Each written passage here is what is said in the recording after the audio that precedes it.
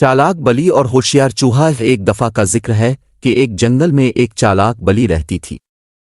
वो हमेशा चूहों को पकड़ने की कोशिश करती थी, लेकिन एक होशियार चूहा हमेशा इससे बच जाता था। बली को चूहे को पकड़ने की बहुत ख्वाहिश थी, क्योंकि वो समझती थी कि अगर उसे ये होशियार चूहा मिल जाए तो वो जंगल में अपनी चालाकी का मुजाहरा कर सकेगी। एक दिन बली ने एक मंसूबा बनाया।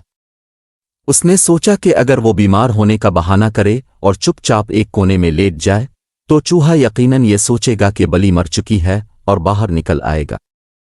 बली ने फौरन एक कोने में जाकर अपनी आंखें बंद कर लें और बीमार होने का ड्रामा करने लगी। कुछ देर बाद होशियार चूहे ने बली को देखा और सोचा, बली तो मर चुकी है, अब मुझे कोई खतरा नहीं। लेकिन चूहा हमेशा मोहतात रहता था। इसने बली के इर्द गिर्द घूम कर देखने का फैसला किया। जैसे ही चूहा बली के करीब पहुंचा, इसने बली के कानों को हिलता हुआ देखा। चूहा समझ गया कि बली का ड्रामा है और वो इसे पकड़ने के चक्कर में है।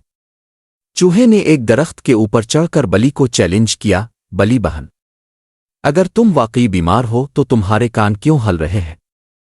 बली शर्मिंदा हो गई क्योंकि इसकी चालाकी काम नहीं आई और चूहा एक बार फिर बच निकलने में कामयाब हो गया। सबक: इस कहानी से हमें यह सबक मिलता है कि हमेशा होशियार रहना चाहिए और दूसरों की चालों को समझने के लिए अक्लमंदी से काम लेना चाहिए।